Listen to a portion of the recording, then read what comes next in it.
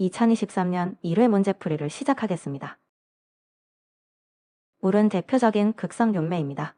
극성은 극성끼리, 무극성은 무극성끼리 잘 녹는다는 원리만 기억하시면 됩니다. 그리세린은 탄소 3개에 수산화기가 하나씩, 모두 3개 붙어있는 극성 공유결합 물질입니다. 이 OH기가 물 분자와 수소 결합을 하기 때문에 물에 아주 잘 녹고 점성도 높습니다. 반면 벤젠, 톨루엔, 바이에틸에터는 무극성에 가까워 물에 거의 녹지 않습니다. 답은 2번입니다. 카복실산과 알코올을 섞고 진한 황산을 촉매로 넣어 가열하면 물이 빠져나가면서 향기 나는 에스터가 생성됩니다. 이를 에스터화 반응이라고 합니다. 여기서는 아세트산과 에탄올이 만났으니 생성물은 아세트산 에틸이고 진한 황산은 물을 빼내는 팔수 촉매 역할을 합니다. 에스터화 반응은 유기화학에서 자주 출제되니 꼭 기억해 주셔요. 답은 1번입니다. 아보가드로 법칙은 같은 온도와 같은 압력에서 같은 부피의 기체는 종류에 관계없이 분수의 분자를 포함한다는 법칙입니다. 그래서 기체의 부피비가 그대로 분자수의 비가 됩니다. 공기 중 질소와 산소의 부피비 0.79 대 0.21이 곧 분자수의 비 0.79 대 0.21이 되는 것도 바로 이 법칙 때문입니다. 참고로 일정 성분비의 법칙은 화합물 속 성분 원소의 질량비가 일정하다는 법칙이고 질량 보존의 법칙은 반응 점의 총질량이 같다는 법칙입니다. 답은 1번입니다. 한 원자 안에서 2가지 양자수가 모두 똑같은 전자는 2개 이상 있을 수 없다는 것이 파울리의 베타 원리입니다. 쉽게 말해 하나의 오비탈에는 전자가 최대 2개까지만 들어갈 수 있고 그 두 전자의 스피는 반드시 서로 반대여야 한다는 뜻입니다. 싸움 원리, 콘체의 규칙과 묶어서 자주 출제되니 구분해서 정리해 두셔요. 답은 2번입니다. 옥텟 규칙은 원자가 최외각 전자 8개를 채워 비활성 기체와 같은 안전한 전자 배치를 가지려는 경향을 말합니다. 게르마늄은 원자 번호 32번이고 최외각 전자가 4개이므로 전자 4개를 더 얻으면 옥텟이 완성됩니다. 즉 게르마늄은 반응할 때 비활성 기체인 크리폰과 같은 전자수가 되려고 합니다. 답은 1번입니다. 질산은 용액의 음보다 이온화 겸용이 큰 금속을 담그면 그 금속이 대신 녹아 들어가면서 은이온의 전자를 주어 은을 섭취시킵니다. 떼금은 이온화 겸용이 은보다 작은 아주 안정한 금속이라 은이온의 전자를 줄 수 없고 그래서 은이 섭출되지 않습니다. 납, 구리, 아연은 모두 은보다 이온화 경향이 커서 은을 섭취시킵니다. 이온화 경향 순서는 꼭 암기해 주셔요. 답은 1번입니다. 산의 세기는 pKa 값으로 비교합니다. pKa가 작을수록 수소이온을 잘 내놓는 센선이고 클수록 약한 선입니다. 벤젠설폰산은 설폰산기의 전자 담김 효과가 매우 커서 수소이온을 아주 쉽게 내놓습니다. 그래서 pKa가 약 -2.8로 보기 중 압도적으로 작습니다. 나머지는 벤조산이 약 4.2, 아세트산이 약 4.8이고 페놀은 약 10.0으로 가장 약한 선입니다. 가장 센 산은 벤젠설폰산입니다. 답은 2번입니다. 염의 액성은 그 염을 만든 선과 염기의 세기로 판단하시면 됩니다. 강염기와 약산의 염은 염기성, 강산과 약염기의 염은 산성, 강산과 강염기의 염은 짐성입니다. 탄산나트륨은 강염기인 수산화나트륨과 약산인 탄산이 만나 생긴 염입니다. 물에 녹으면 탄산이온 이 물과 반응해 수산화이온을 내놓으므로 염기성을 띱니다. 염화나트륨은 중성, 염화암모늄과 황산암모늄은 산성입니다. 답은 1번입니다. 작용기만 보아도 산성인지 염기성인지 바로 판단할 수 있습니다. 염기는 수소이온을 받아들일 수 있는 물질입니다. 아닐린은 아민기의 질소가 비공유 전자쌍을 가지고 있어 수소이온을 받아들일 수 있는 대표적인 염기성 물질입니다. 반면 페놀과 벤조산은 수소이온을 내놓는 산성이고 나이트로벤젠은 중성입니다. 답은 1번입니다. 패러데이 제1법칙에 따라 섭출되는 질량은 흘려준 전하량에 비례합니다. 섭출 질량 W는 I 곱하기 T 곱하기 M 곱하기 D프로 구하고 패러데이 선수 F는 96,500 풀룸퍼몰입니다. 시간을 초로 바꾸면 32분 10초는 1930초이고 구리이온은 전자 2개를 받아 섭출되므로 전자수에는 2입니다. 답은 2번입니다. 첫째는 60도 포화용액 100g 속 물과 질산칼륨을 나눕니다. 용해도 밝은 물 100g에 질산칼륨 100g이 녹아 포화용액 200g을 이룬다는 뜻이니 물과 용질이 1대1입니다. 포화용액 100g은 그 절반씩이므로 물 50g, 질산칼륨 50g입니다. 두 번째는 10도에서 녹아있을 수 있는 양을 구합니다. 10도 용해도 20은 물 100g에 20g이 녹는다는 뜻이니 물 50g에는 10g까지만 녹습니다. 섭출량은 차음 50g에서 10도에서 녹는 10g을 뺀 값이므로 40g이 섭출됩니다. 답은 2번입니다. 같은 용기에 같은 온도라면 기체의 압력은 올수에 비례합니다. 이상기체 방정 시 PV는 NRT에서 V와 T가 일정하니 P는 N에만 좌우되는 것이지요. 산소는 분자량 32, 수소는 분자량 2이므로 질량을 분자량으로 나누어 올수를 구한 뒤 B를 잡으면 됩니다. 질량은 산소가 8배 무거운데 압력은 오히려 절반이지요. 답은 1번입니다.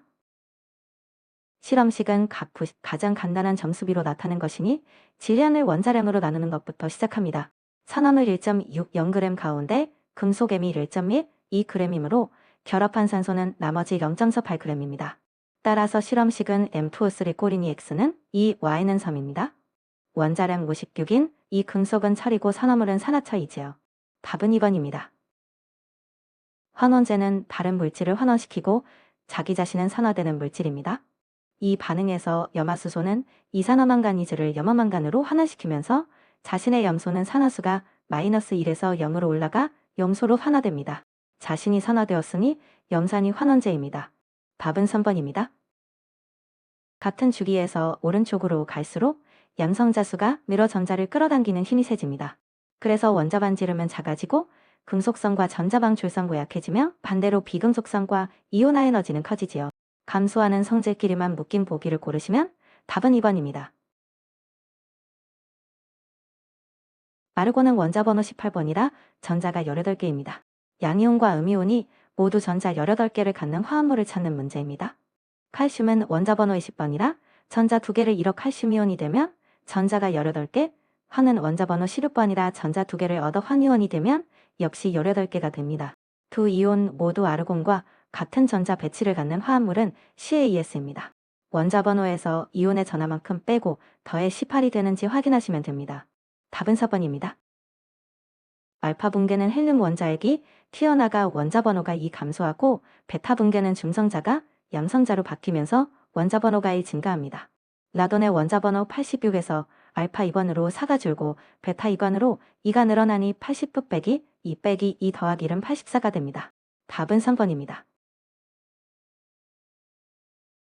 환원성을 나타내는 단을 환원단이라고 하며 포도단, 젖단, 엽단, 과단이 여기에 해당합니다. 과단은 케톤기를 가지고 있지만 환원성은 보인다는 점을 꼭 기억해 주셔요. 반면 설탕은 대표적인 비환원단입니다. 포도당과 과단이 결합할 때 환원성을 나타내는 자리끼리 서로 붙어버려서 환원성이 사라지기 때문입니다. 보기 가운데 환원성이 없는 것은 설탕 하나뿐이니 답은 3번입니다. 지방은 글리세린과 지방산이 에스터 결합으로 연결된 화합물입니다.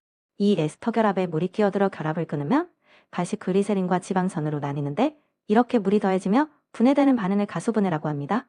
반대로 글리세린과 지방산이 물을 내놓으며 결합하는 것이 에스터 와인이 둘은 서로 역반응 관계로 묶어서 기억하시면 됩니다. 참고로 지방을 염기로 가수분해하면 비누가 되고 이를 비누화라고 부릅니다. 답은 2번입니다. 유기화합물 몇몇은 탄소수, 결합 종류, 위치번호 순서로 따져갑니다. 탄소가 네 개인이 어가는 뷰트이고 이중결합이 있으니 점미선은 N이 됩니다. 이중결합이 1번 탄소에서 시작하므로 위치번호는 1이고 치환기가 없으니 별도의 접두사는 필요 없습니다. 붙여 읽으면 1뷰탄이 되지요. 답은 1번입니다. 분해연소는 고체가 가열되면서 열분해로 나온 가연성 가스가 공기와 섞여 타는 형태입니다. 대표 물질은 목재, 종이, 석탄, 플라스틱입니다. 보기를 살펴보면 금속분은 증발하거나 열분해하지 않고 고체 표면에서 산소와 직접 반응하며 타는 표면연소, 유황은 녹아서 증발한 증기가 타는 증발연소, 피크르산은 자체 산소로 타는 자기연소입니다. 분해연소에 해당하는 것은 목재입니다. 답은 3번입니다. 고체 가연물의 연소 형태는 표면연소, 분해연소, 증발연소, 자기연소 4가지입니다. 목탄과 코크스는 표면연소, 목재와 석탄은 분해연소, 황과 나프탈렌은 증발연소, 제오류 위험물은 자기연소를 하지요. 등심연소는 심지가 빨아올린 액체가 심지 끝에서 증발해 그 증기가 타는 것으로 액체 가연물의 연소 형태입니다. 따라서 고체의 연소 형태에 해당하지 않는 것은 등심연소이고 답은 2번입니다. 화재 급수별 표시 색상은 A급 백색, B급 황색, C급 청색, D급 무색입니다. 황색은 인화성 액체가 타는 B급 유리화재의 색상이지요. 급수와 색상은 짝지어 암기해 주셔요. 답은 2번입니다. 이론 공기량은 먼저 필요한 산소량을 구한 뒤 공기 중 산소 비율 21%로 나누어 구합니다. Tmol당 산소 5몰이 필요합니다. 기체는 부피비가 콘 몰비임으로 프로파인 2큐빅미터에는 산소 10큐빅미터이 필요하죠. 답은 3번입니다. 산소량을 먼저 구하고 21%로 나누는 순서를 기억해 주셔요. 점화원은 가연물에 연소를 일으킬 에너지를 주는 열원으로 열을 내놓는 것이어야 합니다. 산화열, 정전기, 불꽃, 마찰열은 모두 열을 발생시키므로 점화원이 될 수 있습니다. 반면 기화열은 액체가 기체로 변할 때 주위에서 열을 빼앗아가는 흡열 현상입니다. 열을 내놓기는커녕 오히려 주위 온도를 낮추므로 점화원이 될 수 없습니다. 흡열이냐 발열이냐로 갈라보시면 쉽습니다. 답은 1번입니다. 과산화수소는 제용유 위험물로 저장 중에도 스스로 조금씩 분해하면서 산소를 발생시키는 성질이 있습니다. 그래서 용기를 완전히 밀봉해버리면 발생한 산소가 빠져나가지 못해 외부 압력이 계속 올라가고 결국 용기가 파열될 위험이 있습니다. 과산화수소 용기는 구멍 뚫린 마개, 즉 풍기구멍이 있는 마개를 써서 가스를 빼주어야 하지요. 직사광선 차단을 위한 불투명 용기, 분해 방지 안정제 사용, 암모니아 접촉 금지는 모두 옳은 예방법입니다. 답은 2번입니다. 질산은 제용류 위험물인 산화성 액체입니다. 제용류의 공통성질은 자기 자신은 타지 않는 부연성이지만 강한 산화력으로 다른 물질을 잘 타게 만든다는 점입니다. 그래서 질산은 종이, 나무, 톱밥 같은 유기물질과 혼합하면 산화물이 격렬해져 발화하거나 폭발할 위험이 있습니다. 불연성이므로 스스로 자연 발화하거나 인화점을 가지고 가연성 증기를 내지는 않고 화재 위험이 전혀 없다고 하기에는 산화력이 너무 강하지요. 답은 4번입니다. 과산화나트륨은 제1류 위험물 중 알칼리금 속의 과산화물로 스스로 산소를 품고 있는 강한 산화제입니다. 이런 무기과산화물 화재에는 할로젠화 합물 소화약제가 적응성이 없습니다. 마른 모래, 펜창질석, 펜창진조암, 탄산수소염유 분말 소화약제를 덮어서 질식소화해야 하고 물을 뿌리면 산소를 내며 발열함으로 주수소화도 금물입니다. 트라이에틸알루미늄의 펜창질석, 인화성 고체의 이산화탄소, 휘발유의 탄산수소염유 분말은 모두 옳은 방법입니다. 답은 2번입니다. 할로젠화 합물 소화약제는 증기가 되어 불꽃 속으로 파고든 뒤 연쇄 반응을 끊어주는 약제입니다. 그래서 기화되기 쉬울까, 전기 절연성이 높을까, 증발 잔유물이 없을까, 인화성이 없을까, 공기보다 무거울 것이 갖춰야 할 조건입니다. 불꽃을 덮어 질식시켜야 하므로 공기보다 가벼울 것은 틀린 조건이지요. 답은 2번입니다. 분말 소화약제의 주성분을 묻는 문제입니다. 제1종은 탄산수소 나트륨으로 백색 맛, 제2종은 탄산수소 칼륨으로 담회색 80, 제3종은 인산암모늄으로 다몽색, 제4종은 탄산수소 칼륨과 요소의 혼합물로 회색입니다. 따라서 탄산수소 나트륨, 탄산수소 칼륨, 인산암모늄은 모두 분말 소화약제로 쓰이고 황산고리만 소화약제와 관련이 없습니다. 가 해당되므로 답은 4번입니다. 표준 상태에서 기체가 차지하는 부피는 이산기체 방정식 PV는 NRT로 구합니다. 이산화탄소의 분자량은 44이므로 2kg, 즉 2000g의 몰수부터 구합니다. 표준 상태에서는 1몰이 22.4리터이므로 45.45 곱하기 22.45 계산해도 같습니다. 리터를 세제곱미터로 바꿀 때 1000으로 나누는 것만 주의해 주셔요. 답은 1번입니다. 이산화탄소 소화기는 전기가 통하지 않는 불량도체이고 방사 후 잔여물이 전혀 남지 않는 것이 가장 큰 특징입니다. 그래서 A급, B급, C가온데 전기설비 화재인 C급 화재에 가장 적응성이 좋고 유류 화재인 B급에도 잘 듣습니다. 소화작용은 질식효과와 냉각효과에 의하며 액화 상태로 저장함으로 동결, 부패, 변질의 우려도 적습니다. 다만 밀폐된 공간에서는 공기 중 산소 농도를 떨어뜨려 사람이 질식할 위험이 있습니다. A급 화재에 가장 적응성이 있다고 한 2번이 옳지 않습니다. 답은 2번입니다. 제3류 위험물이라고 하면 무조건 물을 쓰면 안 된다고 생각하기 쉬운데 그렇지 않습니다. 제3류 중 금수성 물품 이외의 것 대표적으로 황리는 물에 의한 소화가 가능하며 오히려 물속에 저장합니다. 반면 칼륨, 나트륨 같은 금수성 물질은 물과 반응해 수소를 내므로 물을 쓸 수 없고 팽창질석이나 마른 모래로 덮어 질식 소화합니다.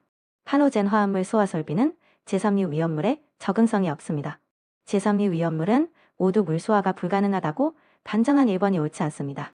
답은 1번입니다. 위험물 제조소의 환기설비는 자연배기 방식으로 하는 것이 원칙입니다. 급기구는 바닥 면적 150 스퀘어미터마다 1개 이상, 크기는 800 스퀘어 센티미터 이상으로 합니다. 위치는 낮은 곳에 두고 가는 눈의 구리망으로 인화방지망을 설치합니다. 환기구는 지붕 밑 또는 지상 2m 이상의 높은 곳에 회전식 고정 벤틸레이터 또는 루프팬 방식으로 설치합니다. 급기구는 낮은 곳, 환기구는 높은 곳으로 짝지어 외워주셔요. 급기구를 높은 곳에 설치한다고 한사번이 옳지 않습니다. 5개 소화전 설비는 모든 5개 소화전, 설치 개수가 4개 이상이면 4개를 동시에 사용할 경우에 방도줄 끝부분의 방수압력이 350kPa 이상, 방수량이 1분당 450L 이상이어야 합니다. 옥내 소화전의 350kPa, 260L/min과 짝지어 자주 출제되니 두 세트를 비교해서 꼭 암기해 주셔요. 답은 2번 350kPa입니다. 스프링클러 설비는 소화약제가 우리라 약제 비용이 저렴하고 화재를 자동으로 감지해 사람의 조작 없이 작동하며 초기 화재의 진화에 매우 효과적이라는 장점이 있습니다. 반면 건물 전체에 배관과 헤드를 깔아야 하므로 시공이 복잡하고 초기 설치 비용이 많이 듭니다. 설치한 뒤에 유지관리비는 싸지만 초기 시공비는 비싼 설비라고 정리하시면 됩니다. 그러므로 장점이 될 수 없는 것은 초기 시공비가 매우 적게 든다는 설명이고 답은 2번입니다. 옥내 소화전 설비의 비상전원 기준입니다. 비상전원은 자가발전 설비 또는 축전지 설비로 하고 그 용량은 옥내 소화전 설비를 유효하게 45분 이상 작동시킬 수 있어야 합니다. 정전으로 산용 전원이 끊겨도 소화 활동에 필요한 시간을 확보하라는 취지이지요. 답은 3번입니다. 비상전원 45분, 이 숫자 하나만 기억하시면 되는 문제입니다. 살수기 준면적과 인화점 두 가지로 표에서 방사밀도를 찾는 문제입니다. 살수기 준면적 250 스퀘어미터는 279 스퀘어미터 미만 구간이고 인하점의 38도 이상이므로 확보해야 할 방사밀도는 1분당 12.2리터m의 2제곱 이상입니다. 첫 줄에 16.3과 12.2가 가장 자주 출제됩니다. 답은 1번입니다. 옥내 저장 탱크는 탱크 전용실의 벽과의 사이, 그리고 옥내 저장 탱크 상호 간에 모두 0.5m 이상의 간격을 유지해야 합니다. 점검과 보수를 위한 공간을 확보하려는 취지입니다. 벽과의 사이도 탱크 길이도 값이 같으니 0.5m 하나만 외우시면 됩니다. 답은 3번입니다. 지정 수량의 10배 이상의 위험물을 저장, 취급하는 제조소 등에는 경보설비를 설치해야 합니다. 그 종류는 자동화재 탐지 설비, 비상경보 설비, 확성장치, 비상방송 설비이며 이 가운데 1종 이상을 설치하면 됩니다. 화재를 감지해 알리거나 사람에게 소리로 알리는 설비들이라고 묶어서 기억하시면 좋습니다. 우선 통신 설비는 소방대의 통신을 위한 소화활동 설비이지 경보 설비가 아니므로 여기에 해당하지 않습니다. 답은 4번입니다. 제1류 위험물은 산화성 고체로 아형소산염류, 염소산염류, 과염소산염류, 무기과성화물, 질산염류 등이 해당합니다. 보기에 질산나트륨, 질산칼륨, 질산아모늄은 모두 질산염류라서 제1위입니다. 질산메틸은 이름에 질산이 들어가 질산염류로 착각하기 쉬운데요. 실제로는 질산에스터류에 속하는 제5류 위험물, 자기반응성 물질입니다. 질산염류는 제2류, 질산에스터류는 제5류? 이 구분이 시험에 자주 나오니 꼭 기억해 주셔요. 답은 1번입니다. 염소산칼륨은 제1류 위험물 산화성 고체입니다. 비중이 약 2.3이라 물보다 무겁고 강산과 접촉하면 폭발성 물질을 만들어 매우 위험합니다. 남은 것은 용해도입니다. 상온의 찬물에는 잘 녹지 않고 온도가 올라가면 용해도가 급격히 커져온 수에는 잘 녹습니다. 냉수에도 매우 잘 녹는다고 한사번이 옳지 않은 설명입니다. 답은 4번입니다. 오황화에는 제1류 위험물인 황화인의 한 종류로 다만화색 결정성 물질이며 조해성이 있습니다. 물과 접촉하면 분해되면서 유독하고 발연성인 황화수소 가스를 발생시키므로 물기와의 접촉을 반드시 피해야 합니다. 이런 성질을 옳게 설명한 2번이 답입니다. 나트륨은 재성류 위험물인 금수성 물질입니다. 공기 중의 산소와도 물의 수분과도 격렬하게 반응하므로 공기와 물을 함께 차단해주는 비반응성 보호액 속에 저장해야 합니다. 이동파라핀은 탄소와 수소로만 이루어진 탄화수소라 산소도 물도 품고 있지 않아 나트륨과 전혀 반응하지 않습니다. 그래서 보호액으로 가장 적합하지요. 메탄올은 하이드록시기의 수소와 반응해 수소 기체를 내고 물은 말할 것도 없이 위험합니다. 등유, 경이도 같은 원리로 보호액이 됩니다. 답은 4번입니다. 황린이 자연 발화하기 쉬운 이유는 두 가지입니다. 첫째, 산소와의 친화력이 매우 커서 공기 중에서 아주 쉽게 산화됩니다. 둘째, 발화점이 약 34도로 매우 낮은 하늘은 기온만으로도 스스로 불이 붙을 수 있습니다. 그래서 황리는 공기와의 접촉을 차단하려고 물속에 저장하지요. 산소와 친화력이 강하고 발화 온도가 낮기 때문이라는 설명이 가장 타당함으로 답은 4번입니다.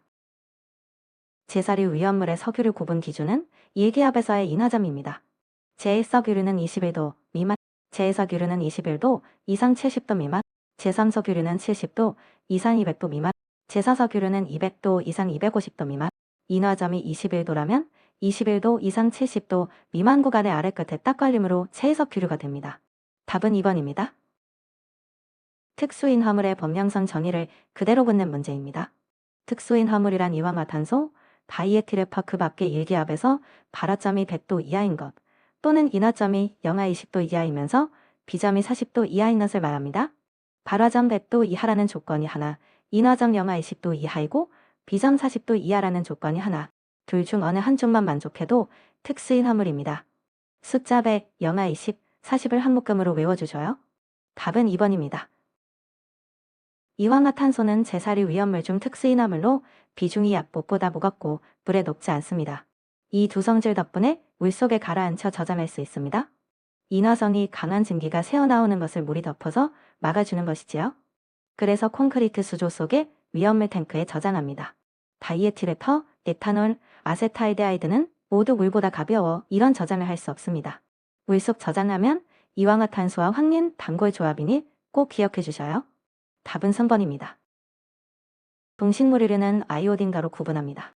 130 이상이면 건성유, 100 이상 130 미만이면 반건성유, 100 미만이면 불건성유입니다.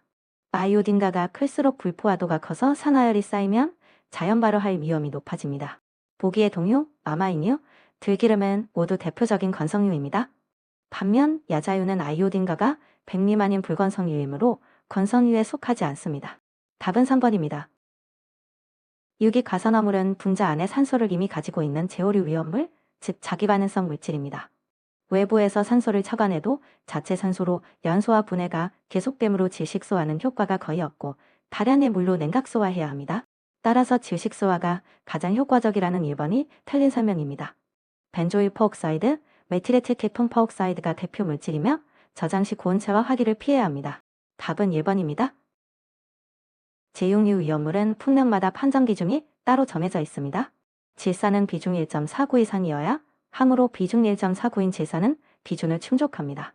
과염소사는 비중과 관계없이 그 자체로 제육류 위험물이므로 비중 1.7이라도 해당합니다. 과산화수소는 농도 36 중량 % 이상이 기준인데 물 60g에 과산화수소 40g에 섞은 수용액의 농도는 다음과 같습니다. 30-8을 넘으므로 역시 해당합니다. 세 물질 모두 제육류이므로 3개의 답은 3번입니다. 고체류를 취급하는 경우 위험물이 스며들지 못하는 재료를 사용해야 한다는 규정은 존재하지 않는다. 제조소의 안전거리 기준을 큰 순서대로 정리하면 특고압 가공 전선은 5m 이상 고압가스, 액화석유가스, 도시가스 시설은 20m 이상, 학교, 병원, 극장 등 다수인 수용시설은 30m 이상, 지정분 하유산 및 찬양기념물 등은 50m 이상입니다. 이 중 가장 큰 것은 50m인 지정문 하유산 쪽이므로 답은 4번입니다.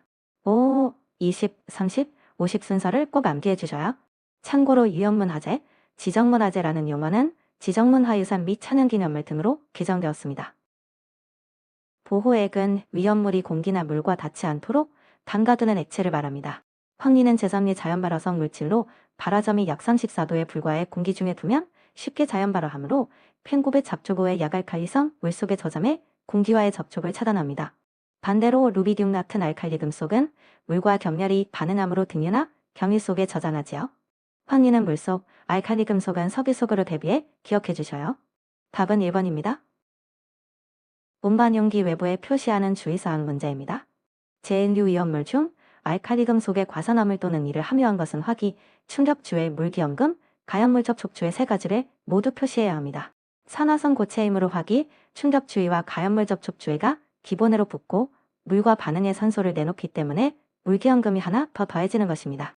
알칼리 금속 과산화물이 아닌 그 밖의 제1류 위험물은 물기염금 없이 2가지만 표시하니 비교해서 기억해 주셔요. 3가지를 모두 옳게 나열한 답은 1번입니다. 지정수량 배수는 저장수량을 지정수량으로 나눈 값을 모두 더하면 됩니다. 지정수량은 산화프로필렌이 50L, 메탄올이 400리터, 벤젠이 200리터입니다. 총합은 8배가 되어 답은 3번입니다. 계산은 간단하니 결국 제사류 위험물의 지정수량 암기가 관건입니다. 과산화나트륨은 제1류 위험물 중 무기과산화물로 강력한 산화제입니다. 물과 만나면 격렬히 반응해 수산화나트륨을 만들면서 산소를 내놓고 열까지 발생시킵니다. 수소가 아니라 산소가 나온다는 점이 핵심입니다. 발생한 산소가 주변 가연물의 연소를 돕고 열이 더해지므로 화재 시 주수소하는 근무이며 마른 모래로 질식소합니다. 답은 2번입니다. 옥내 탱크 저장소에서는 탱크와 전용실 벽 사이 그리고 탱크 상호 간 모두 0.5m 이상의 간격을 두어야 합니다. 점검과 보수 공간을 확보하려는 취지이지요. 답은 1번입니다. 옥외 저장소에 저장할 수 있는 위험물은 법령에 한정되어 있습니다. 제1류 중 황과 인화점 영도, 이산인 인화성 고체, 제4류 중 인화점 영도, 이산인 제1석유류, 알코올류, 제2석유류부터 제4석유류, 동식물유류, 그리고 제6류 위험물이지요. 유화는 제1류, 메탄올은 알코올류, 과산화수소는 제6류라 모두 저장할 수 있습니다. 그러나 아세톤은 제1석유류이지만 인화점이 마이너스 18도로 0도 미만이라 옥외 저장이 불가능합니다. 답은 2번입니다. 위험물을 저장 또는 취급하는 탱크의 용량은 탱크의 내용적에서 공간 용적을 뺀 값으로 합니다. 내용적은 탱크 내부의 총 부피이고 공간 용적은 화재나 폭발, 넘침을 막기 위해 일부러 채우지 않고 비워두는 부분입니다. 위험물은 온도가 오르면 부피가 늘어나므로 이런 여유 공간이 꼭 필요하다는 점까지 함께 이해해 두시면 좋습니다. 답은 1번입니다.